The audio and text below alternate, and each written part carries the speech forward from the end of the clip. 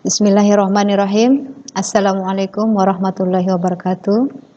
Selamat berjumpa kembali anak-anakku semua. Jadi pada kesempatan ini Bu Guru tidak akan membahas materi pelajaran. Jadi pada video kali ini kita akan membahas contoh soal-soal PAS. Ya, jadi pada kesempatan ini kita akan membahas contoh soal-soal PAS. Ini ada 10 soal ya. Jadi nomor 1 sampai nomor 10. Nah, anak-anakku semua, mudah-mudahan kalian masih semangat untuk mengikuti video-video yang sudah Bu Guru buatkan. Nah, mudah-mudahan soal ini bermanfaat. Nah, sekarang kita bahas soalnya. Kita mulai dari soal nomor 1 ya. Ini soal nomor 1. Soalnya adalah perhatikan pernyataan yang terjadi pada fase pembelahan meiosis berikut. Nih, pernyataannya 1, membran inti mulai rusak.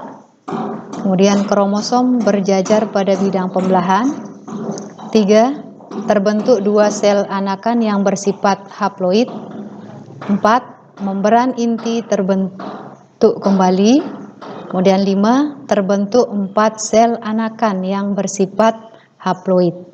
Nah, pernyataan yang tepat untuk fase telopase 2 ini dinyatakan pada nomor titik-titik. Nah, di sini pertanyaannya adalah pembelahan meiosis ya. Jadi kita ketahui bahwa pembelahan meiosis ini adalah pembelahan yang terjadi pada sel kelamin atau sel gamet, di mana hasil akhirnya nanti akan menghasilkan 4 sel anakan yang bersifat haploid. Nah, itu intinya ya. Nah, karena ini fase telopase 2, berarti ini adalah fase akhir dari pembelahan sel. Jadi kita ketahui bahwa tahap pembelahan sel itu ada 4, ada profase, metafase, anafase, dan telopase. Nah, sekarang kita lihat pembelahan atau tahap-tahap pada fase telopase 2. Ini pada nomor apa saja. Sekarang kita lihat optionnya. Sini yang A, 1 dan 2. Nomor 1 di sini membran inti mulai rusak. Ini adalah awal pembelahan. Jadi sudah salah. Kemudian yang B ada nomor 2 dan nomor 3. Nomor 2 di sini kromosom berjajar pada bidang ekuator. Ini bukan akhir pembelahan sel ya. Jadi yang B, ini option B ini sudah tidak ada kemungkinan. Kita lihat yang option C. Ini adalah pilihannya 3 dan 4. Jadi pernyataan 3 dan 4. Kita lihat pernyataan 3, terbentuk 2 sel anakan yang bersifat haploid. Di sini salah. Tadi Bu Guru jelaskan bahwa akhir meiosis itu terbentuk 4 sel anakan yang bersifat haploid. Jadi di sini yang pernyataan 3 ini tidak termasuk. Jadi yang C ini. Berarti di sini kunci jawabannya adalah D, itu pernyataan 4 dan 5. Jadi telopase 2 ini ciri-cirinya adalah pernyataan 4 dan 5, membran inti terbentuk kembali. Kemudian yang kelima, terbentuk sel anakan yang bersifat haploid. Jadi nomor 1 kunci jawabannya adalah D. Nah, di sini Bu Guru kurung supaya jelas ya. Jadi nomor 1 kuncinya adalah D. Nah, sekarang kita lanjutkan ke soal berikutnya, soal nomor 2. Pertanyaannya, organ reproduksi pria yang berbentuk seperti kantong, di dalamnya terdapat testis dan berfungsi menjaga suhu testis agar sesuai untuk produksi sperma adalah titik-titik. Nah, sekarang kita lihat optionnya atau pilihannya. A di sini uretra, B skrotum, C vas deferens, D epididymis. Nah, untuk kunci jawaban soal nomor 2, ini kita lihat yang A, uretra. Ini adalah saluran urin atau saluran kencing. Jadi bukan sesuai pertanyaan. Kemudian yang B, skrotum. Ini adalah skrotum ini semacam pembungkus di mana di dalamnya ada testis. Jadi untuk pertanyaan nomor 2, sini kunci jawabannya adalah B.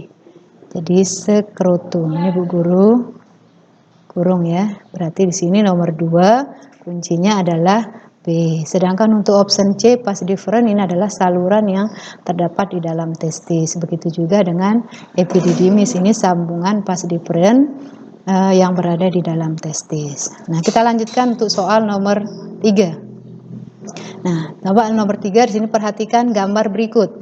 Ini adalah gambar organ-organ kelamin pada wanita ya. Nah, pertanyaannya, organ penghasil sel telur ditunjukkan oleh nomor titik-titik. Nah, sekarang kita identifikasi nomor gambarnya ya. Kita mulai dari nomor 1. Ini yang berbentuk seperti cakram atau seperti tangan, namanya tuba Fallopi atau fallopian cup namanya ya. Kemudian nomor 2 ini adalah saluran telur atau oviduct. Kemudian yang ketiga ini adalah gambar dari ovarium. Di sini ada gambar ovum ya atau sel telur. Ini adalah ovarium pada wanita. Ini ada 2, ada ovarium kanan dan ada ovarium kiri. Sedangkan yang nomor 4 ini adalah organ uterus atau rahim, dan yang nomor 5 ini adalah vagina. Jadi untuk jawaban nomor 3 ini adalah ovarium. Ovariumnya ada pada organ nomor 3. Jadi nomor 3 ini kuncinya adalah B atau jawabannya adalah B. Ini Bu Guru kurung ya. Nah, kita lanjutkan ke soal nomor 4. Nah, soal nomor 4 pertanyaannya, proses meluruhnya sel-sel epitel yang menyusun dinding rahim disebut titik-titik. Di sini pilihannya ada ovulasi, ada fertilisasi, kemudian C implantasi, dan D ada menstruasi. Jadi untuk soal nomor 4 ini kunci jawabannya adalah D. Jadi proses meluruhnya sel epitel yang menyusun dinding rahim itu disebut dengan menstruasi. Jadi di sini kuncinya adalah D. Nah, sedangkan option yang A, ovulasi, ini adalah peristiwa terlepasnya ovum dari ovarium atau peristiwa terlepasnya sel telur dari ovarium. Sedangkan yang B ini fertilisasi, ini adalah pembuahan atau meleburnya sel kelamin jantan dan sel kelamin betina. Sedangkan implantasi ini adalah proses menempelnya janin atau embrio pada dinding rahim. Jadi nomor 4 kunci jawabannya adalah D. Nah, kita lanjutkan ke soal nomor 5. Pertanyaannya, zigot terbentuk akibat sel telur dibuahi oleh sperma. Peristiwa dibuahinya sel telur oleh sperma disebut titik-titik. Ini nyambung dengan soal nomor 4 ya. Jadi pembuahan ini adalah namanya fertilisasi. Jadi nomor 5 kunci jawabannya adalah B ya. Ibu guru kurung ya yang B. Jadi nomor 5 kuncinya adalah B. Berikutnya kita lanjutkan ke soal nomor 6. Nah, soal nomor 6 pertanyaannya, dari hasil pemeriksaan kesehatan organ kewanitaan diperoleh data sebagai berikut. 1. Terdapat cairan berwarna putih kekuningan pada bagian organ reproduksi wanita.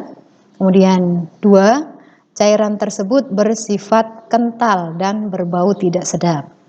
3. Cairan tersebut dapat menyebabkan rasa gatal pada organ reproduksi wanita. Pertanyaannya, kesimpulan dari hasil pemeriksaan bahwa orang tersebut menderita penyakit titik-titik.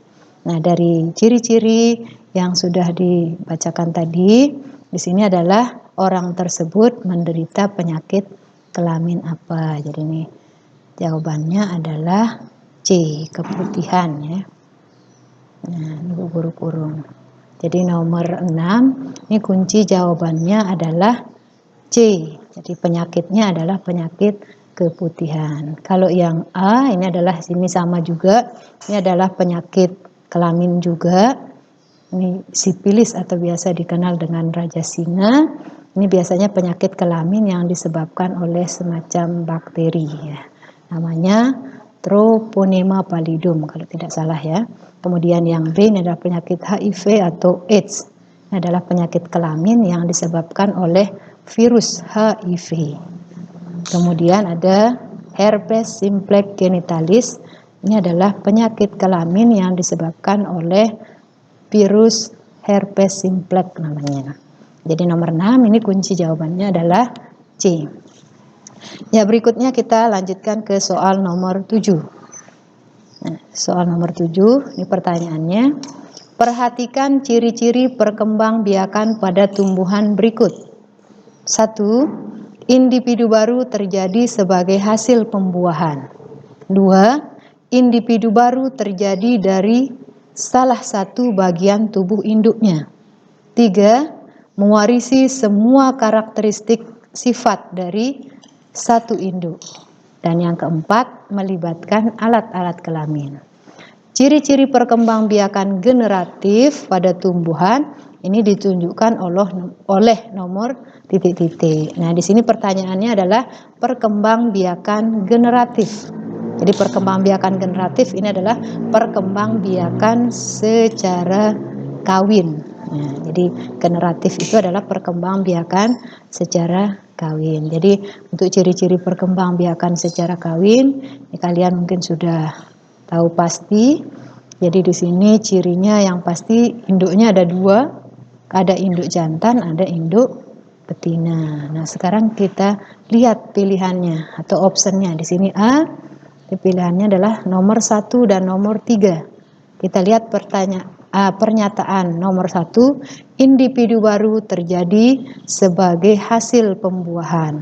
Nah, kalau ada pembuahan berarti di sini melibatkan sel gamet, ada gamet jantan dan ada gamet betina. Nah, ini merupakan salah satu ciri perkembangbiakan secara kawin atau secara generatif. Nah, di sini untuk lebih memudahkan, kalian bisa langsung pilih option yang ada angka satunya. Nah, di sini kita lihat dari A sampai D, option yang ada angka satunya adalah A dan B. Nah, sekarang kita lihat kuncinya apakah A atau B. Kita lihat yang A. Di sini pasangannya 1 dan 3. Kita lihat pernyataan nomor 3. Mewarisi semua karakteristik sifat dari satu induk. Nah, di sini nomor 3 induknya hanya satu, berarti bukan perkembangbiakan generatif. Jadi yang nomor 3 ini pernyataannya tidak benar untuk perkembangbiakan secara generatif. Jadi kuncinya untuk nomor 7 ini otomatis adalah yang B. Jadi ciri perkembangbiakan generatif ini adalah pernyataan nomor 1 dan nomor 4. Nah, sekarang Bu Guru kurung ini sebagai kuncinya ya. Nah, ya. Kita lanjutkan ke soal berikutnya. Soal nomor 8. Perhatikan gambar perkembangbiakan pada tanaman berikut. Nah, kalian bisa amati ini adalah gambar contoh tanaman. Jadi di sini kalau tidak salah dari morfologinya ini gambar sepertinya ini adalah tanaman stroberi ya. Nah, di sini kita lihat tanaman stroberinya. Di sini ada morfologinya, ini ada daun, kemudian ada akar. Nah, batangnya ini adalah yang tumbuh menjalar ini. Tumbuh menjalar di atas permukaan tanah. Jadi batangnya bukan yang ini sambungan dari daun ya. Ini adalah tangkai daunnya, tangkai daun, sedangkan batangnya ini adalah yang tumbuh menjalar di atas permukaan tanah. Nah, dari ruas-ruas batang ini baru tumbuh akar, seperti terlihat pada gambar. Jadi di sini yang digambar ini dari morfologinya, ini sepertinya adalah tanaman stroberi. Nah, sekarang kita lihat pertanyaannya. Perkembangbiakan tanaman pada gambar di atas ini dilakukan dengan cara titik-titik. Nah, pilihannya A. Stolon, B. Rizoma, C. Tunas adventip, D. Merundu. Nah, mana kunci jawaban untuk soal nomor 8? Sekarang kita identifikasi masing-masing ya optionnya. Kita ketahui di sini ada stolon. Stolon ini adalah salah satu cara perkembangbiakan vegetatif alami pada tanaman. Nah, jadi ini adalah salah satu cara perkembangbiakan vegetatif. Vegetatif itu secara tidak kawin pada tanaman. Jadi stolon ini adalah Bu Guru ulang. Jadi stolon ini adalah cara perkembangbiakan vegetatif alami pada tanaman, di mana di sini batang dari tanaman tersebut tumbuh menjalar di atas permukaan tanah. Ini seperti terlihat pada gambar. Jadi di sini bisa kita simpulkan kunci jawaban untuk soal nomor 8 ini adalah yang A. Nah, jadi Bu Guru kurung Ini adalah option A. Jadi kuncinya adalah A. Dan di sini perkembangbiakan tanaman pada gambar ini adalah dengan cara stolon. Nah, apa itu rizoma?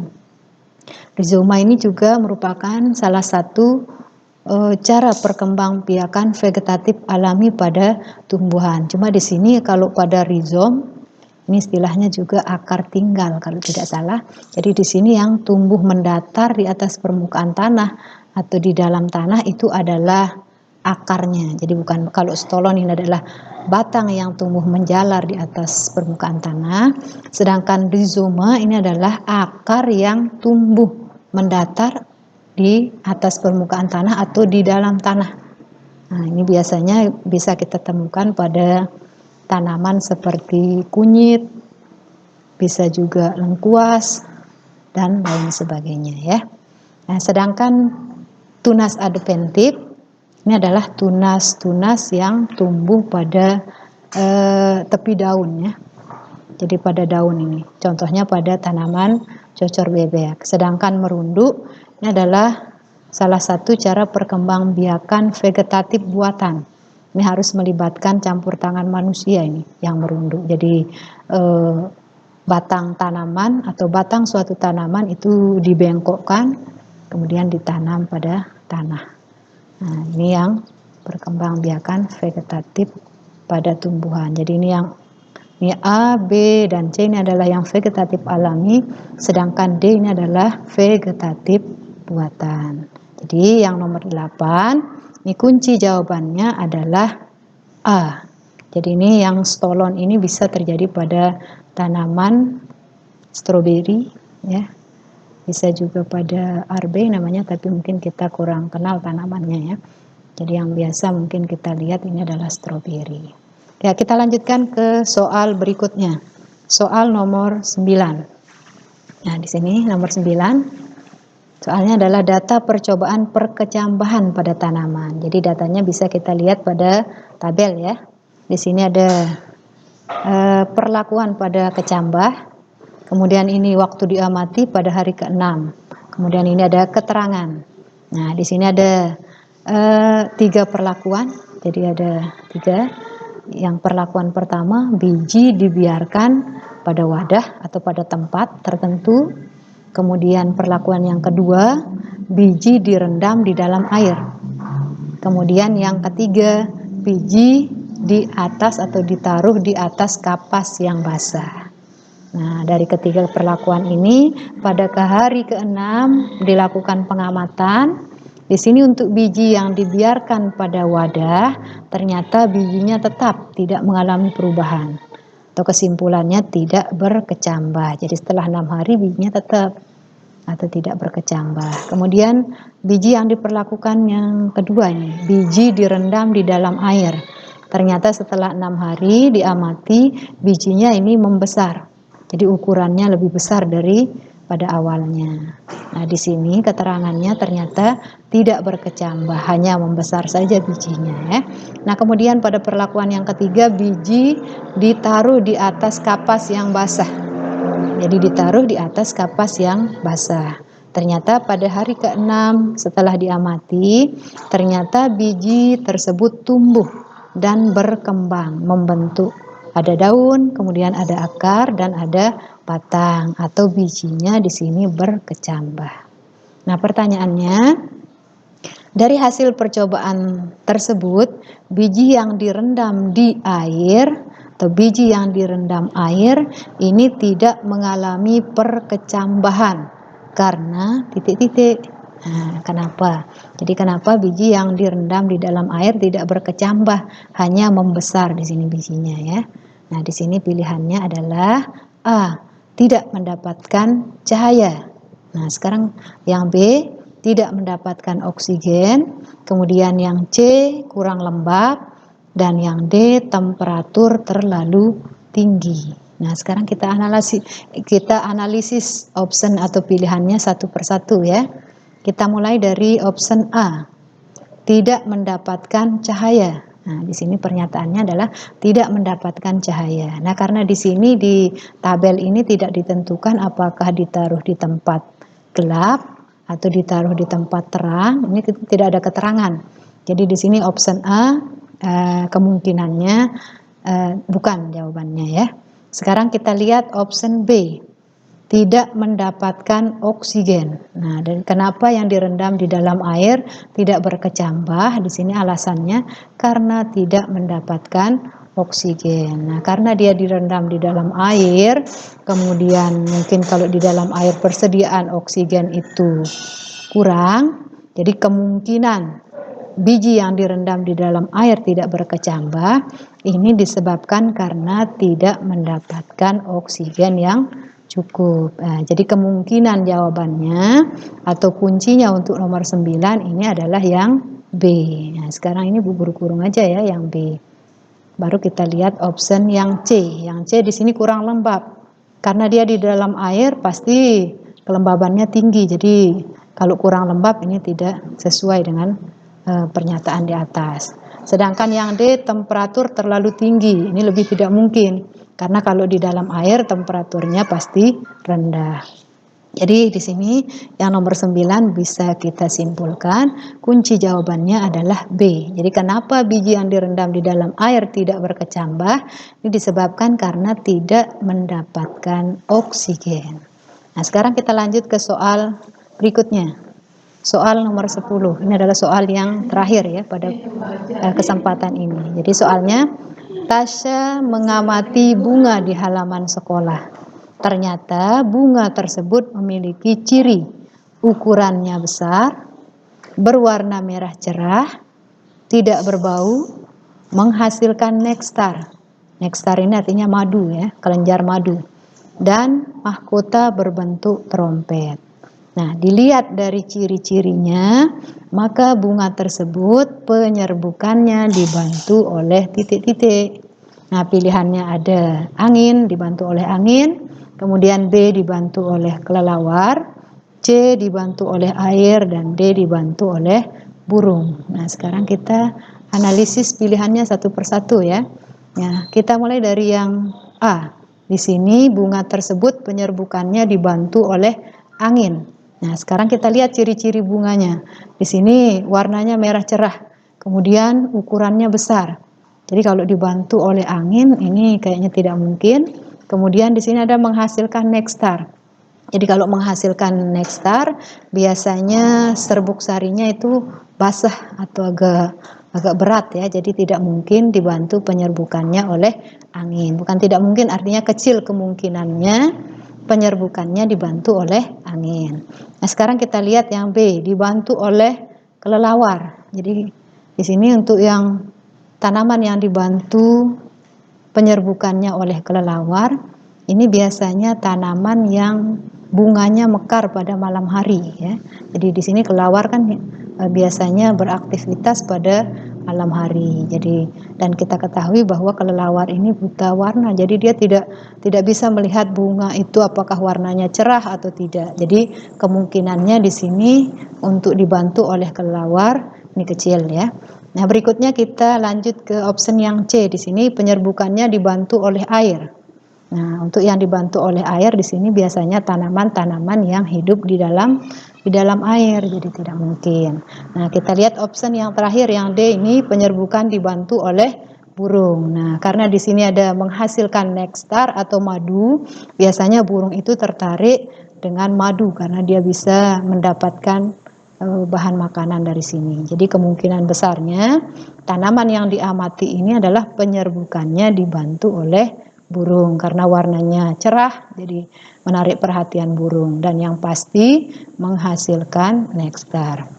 Jadi yang nomor 10 di sini kunci jawabannya adalah D, penyerbukannya dibantu oleh burung. Nah, kurung di sini nomor D ya. Ini kunci jawaban untuk soal nomor 10. Jadi nomor 10 kuncinya adalah D. Nah, sampai di sini anak-anak pembahasan kita.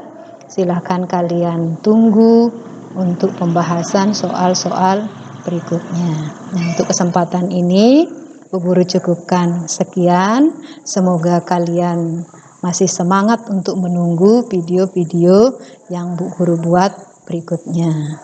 Jadi terima kasih. Assalamualaikum warahmatullahi wabarakatuh.